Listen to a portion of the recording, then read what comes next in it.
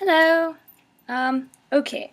So I said I was going to make the video on Wednesday, but I changed my mind and I'm going to make it today because I'm not sure if I'm going to remember what I'm studying, and I decided that it'd be better if you had something to watch. And it's okay that you haven't gotten back to me yet if that's of any stress to you. I just like making these. They're kind of fun. And if you want me to stop inundating you with information about my life via video, you can tell me. But I think it's more entertaining seeing my face, especially because my text messages have gotten kind of boring lately. Anyway, that's my exposition, and it's only 40 seconds. Okay, trying to think about what has been going on. Okay, let's see. I guess I'll start with my birthday. My birthday was good. I only had chemistry, so I got to just kind of chill with my friends. I read my new chemistry book that my little sister got me. Where is it?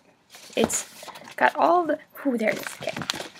It has all the great people in physical chemistry, which is really awesome because I'm thinking of getting a PhD in chemistry now and then being a doctor after that. So that way I can do research and still cure people. That's cool. Oh,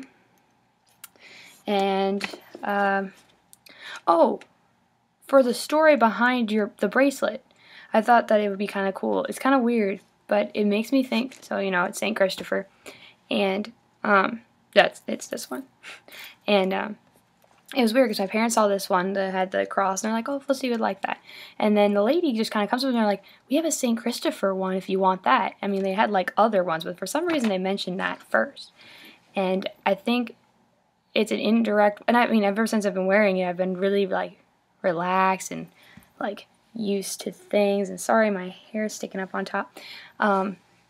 And I don't know, I think your saint's praying for me too, which is really cool. And I thought you'd like that. I'm assuming mine is for you. Gemma's pretty cool. I don't know how busy she is, but I'm assuming she's praying for you too. Let's see. And then I just kind of relaxed, had ice cream cake with my family, and then I sat around in my lobby, and that's when Jake said all those mean things about me, and I decided to open up to my friends about it. And it was kind of amazing because, like, I was expecting it to be really bad and dramatic and, like, all these problems. And the most beautiful thing about it is, like, as soon as I told people, like, what he had said, instead of being all chaotic and freaking out, they all talked to each other and they're like, no, you are not like that. You are special and you are loved and you are perfect just the way you are. And, even the things that used to bother them about each other suddenly didn't matter anymore. And it was like all the love that had been missing from our group this semester just suddenly came back. And I think that somebody really needed to say that. I mean, I kind of feel bad for the guy because he's such a sociopath, but I have to talk to him still and give him the opportunity to apologize. I'm not going to be friends with him anymore, but everybody deserves the right to apologize. I forgave him for what he's done, more or less. Like, I'm just moving on from it. But that's mainly because of the beautiful love that's outpoured from my friends because of this event. And I thought that'd be kind of happy to hear after the fact that he kind of ruined the ending of my birthday, which totally sucked. But the absolute love from this is like the greatest gift. Maher concert. I'm just going to skip the whole weekend because you saw my text messages, so you know what I've done this weekend, and it wasn't really that exciting. Can we just embrace the epicness that was the concert last night? It was Meredith Andrews and Maher, and I've only heard a couple songs from Meredith Andrews, but the ones that she sang were really pretty. And she's this really little girl, and she's got like the voice of like, I don't even know what. It's like an opera singer, but not, because she's so tiny. You'd think that she couldn't have that noise, but she does. It was beautiful. I absolutely loved it. And then there was this break, and during the break, so Father Baker had told us that he knew Maher, and we're all like, no, not that well. I mean, he goes to your church sometimes, and I guess you blessed his house, but you don't know him that well.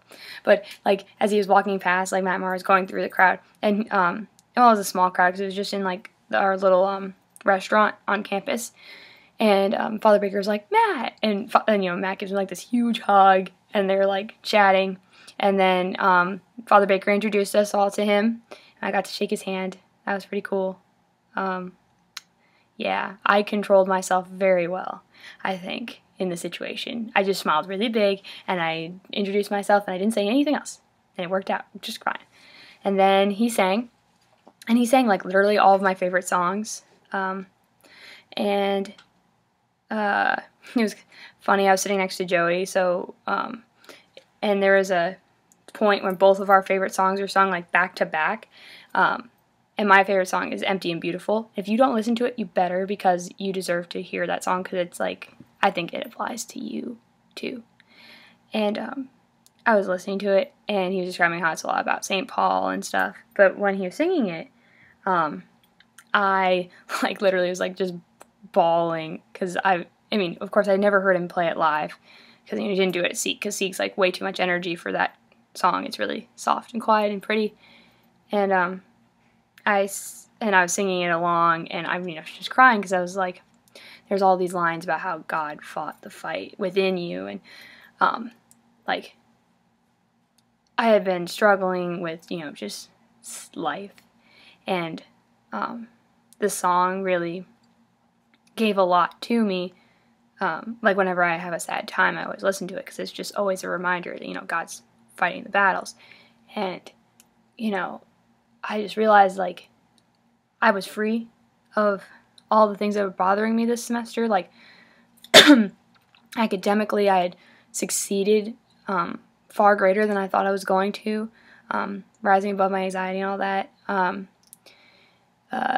Economically, physically, I didn't gain the freshman 50 as some people have, so I consider that a win. I'm not sick. Thought that was kind of impressive, because my acid's usually so bad, and like, I don't have that problem as much anymore, because I kind of just let God take care of everything. And then like, with my friends, what I talked about in the beginning, and realizing I had finally fought away, because he was so much like Abram and Scott, and just like dropping him was like dropping everything. Like, I'm dropping all the reminders, all of the pain, all the struggle, and it's just beautiful, when you realize that God helped you get through that. And I think he was a good stepping stone for me to realize how I didn't need them, and I didn't need anyone else to be me, and I was happy to be me, and I was just special, and I didn't need any of that. And I'm empty and beautiful. That was that. And the next song was Lord, I Need You, which is fantastic. And I didn't know that Joey knew any of his music. I mean, I knew he knew some, but I didn't know he knew, like, all of it like I do. And he's like, I love this song. And I kind of laughed, because I thought that he was making fun of me, because I had said that the entire concert. I was like, really? And he's like, yes. And, then we sang it together. He doesn't always sing, so, he leads worship and stuff, but he doesn't always sing all the time. And he sang with me, and it was kind of cool, because it was like a spiritual moment for both of us, like, just kind of talking about how we really needed God, because we both share, like, stress academically, and we just want to do well. Like, we just care a lot about doing well in all fields and all things. So when we were singing it together, it was like we were both talking about how we desperately needed God. And like, we don't ever talk about how we have these connections. We never talk about, like, we can pray for each other. We never really seem to mention it, like in adoration. If he sees me crying too hard, he starts praying for me, and I do the same. I don't really know if he recognizes it as much as I do, but it's really cool to be able to see that when you're, like, in person, because, like, I know that you pray for me and I pray for you, but, like, it's such a new experience seeing somebody do that to you when you're there, and they never say anything, but you still know. And then he's staying here over the summer, so I've got a daily mass buddy, which is awesome, because I needed a daily mass buddy to keep me accountable. And I just finished all my classes for the semester. Woo! It's really exciting. I have my chemistry final at 11 on Thursday, and then on Monday I have my biology final at 11, and on Tuesday I have my ballet final at 8. And then I'm done with my freshman year of college. It goes by fast. I'm sure that you still feel like the years are going by really slow, but I'm telling you right now, it goes by insanely fast, and you're going to love it. You're going to love college. I just know it. And senior year goes by a lot faster than junior year because it's a lot less academic stress. Except for the first semester is really hard when you're doing all of the college applications. Just get on top of it. Like, even if you aren't doing early decision, try to get everything done by early decision times because it's really helpful. That helped me because I didn't do early decision. But I did do rolling applications for most of my schools, so it was really good to get everything in sooner. But I mean, that's just my take on it. If you ever need me to read anything for your applications ever, I will gladly do so. But now I'm going to go study some chemistry, unwind and such. And I hope you have a wonderful day, and I love you very much. And yeah.